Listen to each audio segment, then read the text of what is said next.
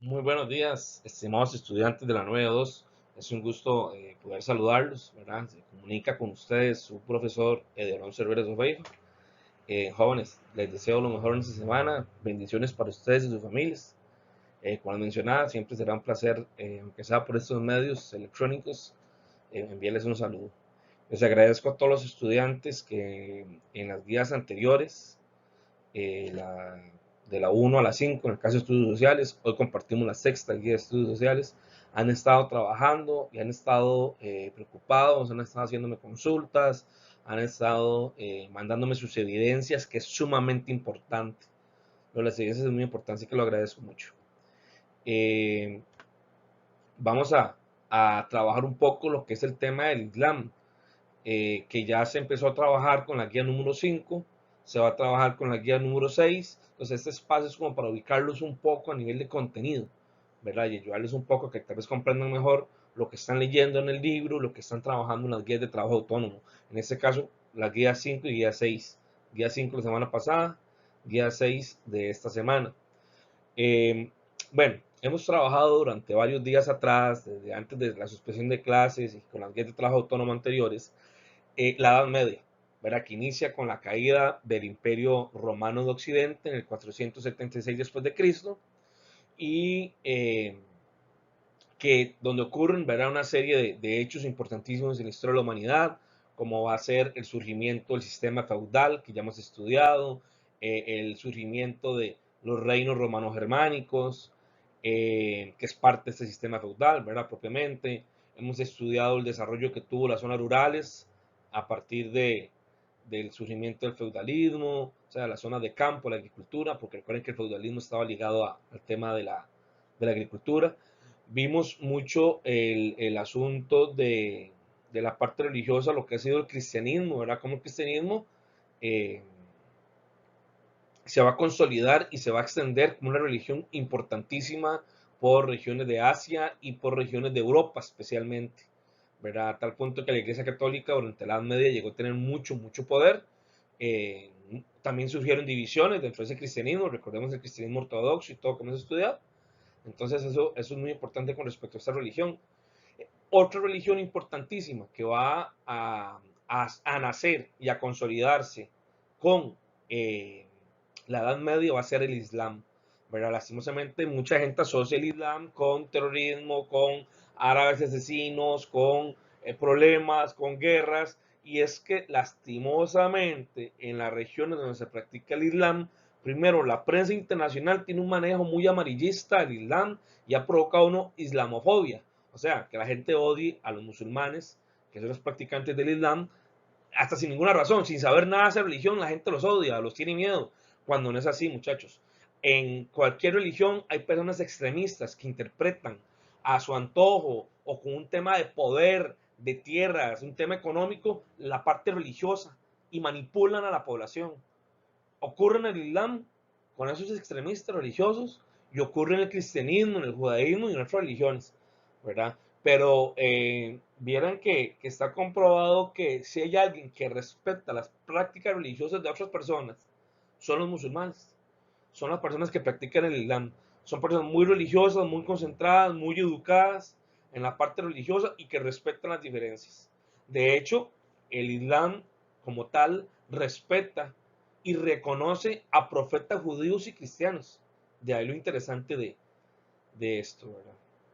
De hecho, los musulmanes, los practicantes del Islam, ellos se creen la última de las religiones prometidas por Dios o enviadas por Dios, ¿verdad? Ellos consideran que el judaísmo y el cristianismo tuvieron sus aportes, pero que se equivocaron, hubo gente que malinterpretó mucho el mensaje de Dios, manoseó el mensaje de Dios, ¿verdad? Si lo queremos colocar en ese término, manipuló a la mala la, la, la palabra de Dios, esa es la creencia de los musulmanes, y que ellos como musulmanes en el Islam son ya la versión como final, mejorada, donde han erradicado los errores anteriores que tuvo el judaísmo y el cristianismo. ¿Verdad? Es parte de la creencia que ellos creen.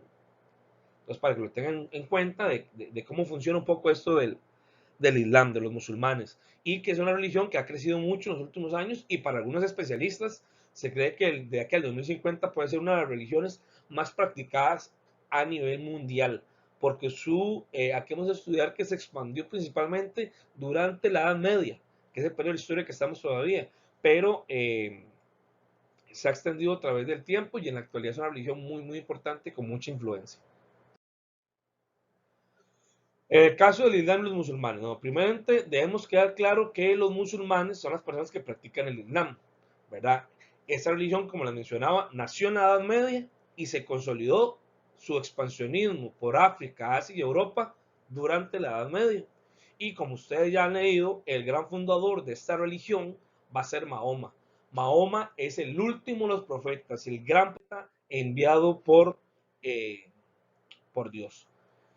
Un detalle importante, estudiantes, en el caso del Islam o del desarrollo de esta religión, van a ser específicamente en la península arábiga, que ahí les coloco un mapa de ciudades importantes como la Meca, que es donde nace el profeta Mahoma y donde inicia su mensaje de esta nueva religión. ¿Okay? Esa ciudad es muy importante, por eso les pongo el mapa, y además vienen otras ciudades importantes donde posteriormente se va a expandir el Islam y que también son ciudades sagradas por parte de los musulmanes, como la misma Medina, por ejemplo. La península arábiga fue la zona donde surgió el Islam, donde se destacan ciudades, como les mencionaba, como la Meca y Medina. De hecho, hasta el día de hoy son ciudades sagradas, donde existen, de acuerdo al calendario islámico, distintas actividades y rituales religiosos, donde hay ciertos espacios históricos religiosos que son muy respetados y venerados por esta población. Al igual que los cristianos o al igual que otras religiones tienen sus sitios especiales que llamamos sagrados, por ejemplo en el caso de los cristianos visitar la famosa Tierra Santa, Jerusalén y demás, bueno, para los musulmanes ciudades como Medina, la Meca y la misma Jerusalén también es un centro religioso para ellos.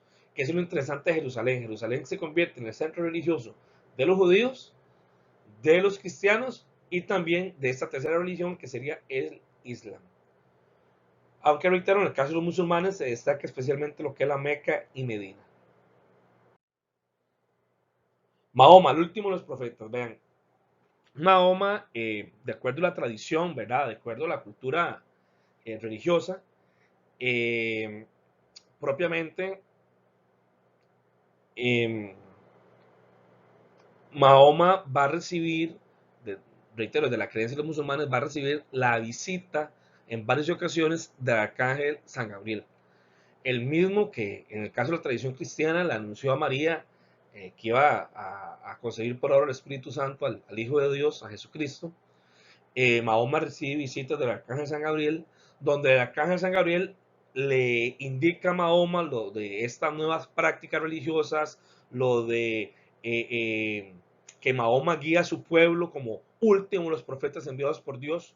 ¿Por qué digo último? Porque los musulmanes creen en profetas como Elías, como Abraham, por ejemplo, que son profetas judíos, cristianos, creen en Jesús como tal, pero no como el Hijo de Dios hecho hombre, sino como un profeta muy importante, porque para ellos el último de los profetas, el último hombre que habló directamente o que tuvo una revelación directa por medio de Dios, en este caso el arcángel San Gabriel, va a ser Mahoma. De ahí el respeto que se le tiene.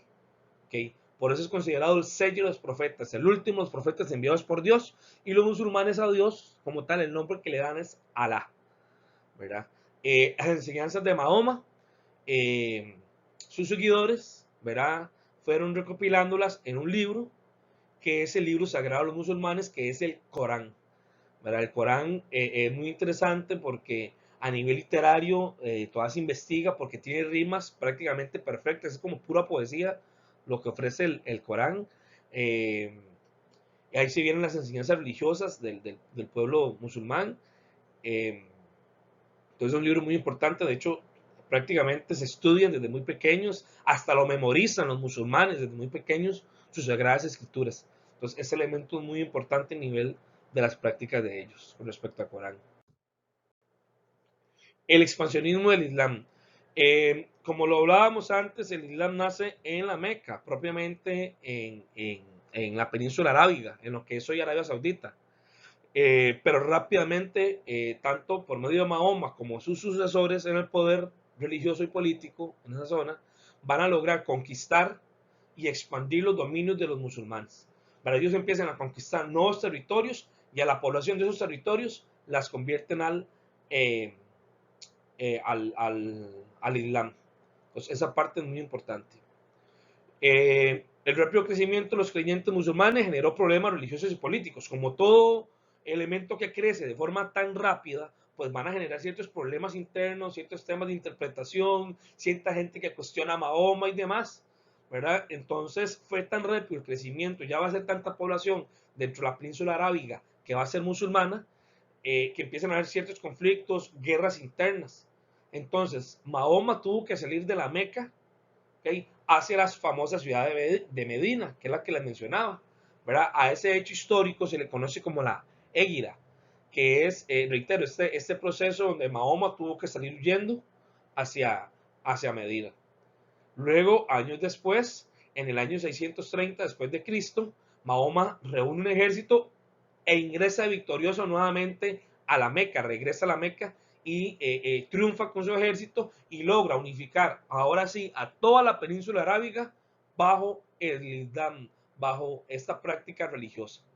Que en el caso de los musulmanes es muy interesante porque ellos en mucho todavía al día de hoy no han hecho la división entre lo religioso y lo político, ¿verdad? Ellos, sus líderes religiosos en mucho son líderes políticos también. Cosa diferente a lo que tenemos con el cristianismo, ¿verdad? Donde históricamente se dio una partición entre la parte religiosa y la parte política, una separación entre la iglesia y el Estado. Bueno, en el caso de los musulmanes, todavía en algunos países el líder religioso es un líder político también. Y luego la persona que va a gobernar la península arábiga después de la muerte de Mahoma, para mantener la unidad de los musulmanes y de la religión del Islam de ese territorio, se van a conocer como califas y como imanes. Van a ser así llamados los líderes religiosos y políticos de los musulmanes. Eh, Mahoma muere en el año 632, pero el expansionismo de los musulmanes, el expansionismo del Islam, va a continuar por medio de sus familiares y seguidores que se dieron a la tarea de conquistar nuevas tierras y convertir a sus habitantes al Islam. Por ejemplo, tenemos varios casos de familiares cercanos a Mahoma que van a gobernar en diferentes periodos, van a ser diferentes califas, así se le llaman, reitero, califas, la persona que gobierna, y esos califas van a extender los dominios de los musulmanes y extender, por lo tanto, la práctica de esta religión a otros lugares del mundo. El suegro de Mahoma, por ejemplo, Abu Bakr, que hasta el día de hoy es un nombre muy común entre los musulmanes, Abu Bakr significa el elegido, el ungido especial, crea un imperio que es el imperio islámico. Luego, el sucesor de Abu Bakr, otro califa, Omar, va a expandir el Islam por lo que es hoy Siria, por lo que es hoy Palestina, por ejemplo, que donde está la ciudad de Jerusalén, hoy en día, donde está Palestina, Israel, va a ser expandido la religión del Islam por parte de Omar. También lo que es hoy Irak, en la antigua Mesopotamia, por los ríos Éufrates y Tigres, y en lo que es hoy Egipto se expandió lo que fue esta religión. ¿Okay? Luego de Omar, otro califa, Otmán, va a conquistar lo que es hoy Armenia, cerca de lo que hoy es Turquía, y va a conquistar o va a llevar la religión musulmana, la religión islámica, al imperio persa, lo que era el imperio persa, que es el actual Irán. ¿Okay? Eso en la zona del Próximo Oriente y Medio Oriente, ¿verdad? Y en el norte de África, en el caso de Egipto. Luego, en lo que va a ser otro califa, Ali, que es yerno y primo de Mahoma como tal, se va a dar una particularidad. Él va a lograr conquistar el norte de África, que es la actual es Argelia, Libia y Marruecos. ¿Okay? Y tras de eso, estos musulmanes lograron extender, a pesar de que ya había un cristianismo fuerte en Europa, llegaron a conquistar varias zonas de Europa y a convertir a muchas personas al Islam en Europa. Gente que era cristiana se convirtió al Islam. y dominaron lo que es hoy Portugal y España, a tal punto que España lo dominaron por 10 siglos los musulmanes. Y la región de España y Portugal se conoció como Al-Andalus por parte de los árabes musulmanes que dominaron esa tierra. Y siguieron expandiéndose por parte de Europa, pero fueron detenidos en Poitiers, Francia, eh, por reyes cristianos. Fueron detenidos ahí y no los dijeron seguir por Francia y otras partes de Europa, y fueron detenidos. Entonces se concentraron en la parte de Europa, en lo que es Turquía hoy, y lo que es España y Portugal fue como la parte de Europa donde más hubo presencia de los musulmanes en este proceso de expansión. Ahí les coloco un mapa que también está en el libro para que tengan mapas de sobra de cómo se fue ampliando el cristianismo por diferentes partes de Asia, especialmente el norte de África y Europa, donde destacamos el caso de España y Portugal, que prácticamente tuvo un dominio musulmán por varios siglos, hasta que siglos después, que luego vamos a ver, van a ser expulsados a esos musulmanes por reyes cristianos, reyes católicos de España. Ahora bien, muchachos, como ya hemos discutido, una religión tan grande, tan poderosa, que va a expandirse a territorios tan amplios, va a generar mucho poder, y el poder genera división. Y también surgieron divisiones en la parte religiosa, porque hubo gente que interpretaba el Corán o las enseñanzas de Mahoma de una manera y otros de otra. Entonces, tal como ocurre en el cristianismo, que van a ocurrir a través de la historia distintas divisiones y van a surgir ramas del cristianismo, que cada quien maneja su verdad de lo que es su interpretación, de lo que debe practicarse, de lo que debe interpretarse, pues en el Islam también ocurre eso. Hay una división que la más marcada históricamente, porque hasta el día de hoy ha generado ciertos conflictos, no solamente a lo interno de los musulmanes, sino a nivel mundial, van a ser los chiitas y los sunitas. ¿Okay? Así se llaman estas dos ramas, los chiitas y los sunitas, ¿verdad? Aunque hay varios aspectos religiosos que por obvias razones, como tienen un origen en común, los chiitas y sunitas, eh, pues sí tienen una división también marcada en ciertos rituales y tradiciones, especialmente en la interpretación del Corán, ¿verdad? Los sunitas son de una rama más tradicional, ¿verdad? En la parte religiosa, los chiitas son más de estar interpretando muchas veces algunos líderes a su antojo. Algunos líderes chiitas han interpretado y mal informado a su población, ¿verdad? Entonces de ahí a los conflictos que han existido entre chiitas y sunitas. Como en todo, han habido líderes chiitas muy buenos que han buscado la paz y la unión del pueblo musulmán, y han habido líderes chiitas que más bien han sembrado el odio contra los sunitas. Han habido líderes sunitas que han buscado la paz con los chiitas, y han habido líderes sunitas que han promovido el odio y la discriminación contra los chiitas, lo cual no está bien, claramente, ¿verdad? Pero lastimosamente, por medio de un tema religioso, se han llegado a conflictos políticos y militares que han generado mucha muerte a través de los siglos hasta la actualidad en los países musulmanes, países donde se practica el Islam. El inicio de la división dentro del Islam, ¿verdad? Lo que va a llevar al inicio de esta división va a ser la muerte de Mahoma. Cuando muere el profeta de los profetas, el fundador de esta religión, pues la discusión es, entonces, ¿quién va a gobernar la península arábiga?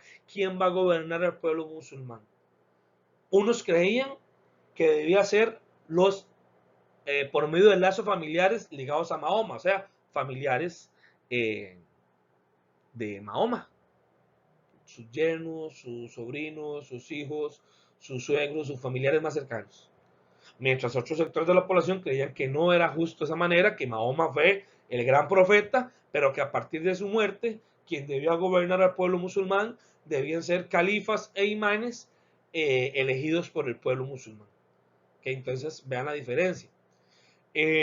Unos propusieron califas que debían ser electos, mientras otros sectores consideraban que debían ser los califas profetas familiares del profeta Mahoma. Y eso dividió, reitero, a los musulmanes, y esa división perdura hasta el día de hoy. El asunto de esta división, muchachos, y la importancia de esta división no solamente es para entender el contexto histórico de una religión tan importante, ¿verdad? Con tanta historia, con tanta situación, sino que en la actualidad todavía hay muchos problemas. En los países donde hay mayoría chiita, se maltrata y se discrimina al sunita.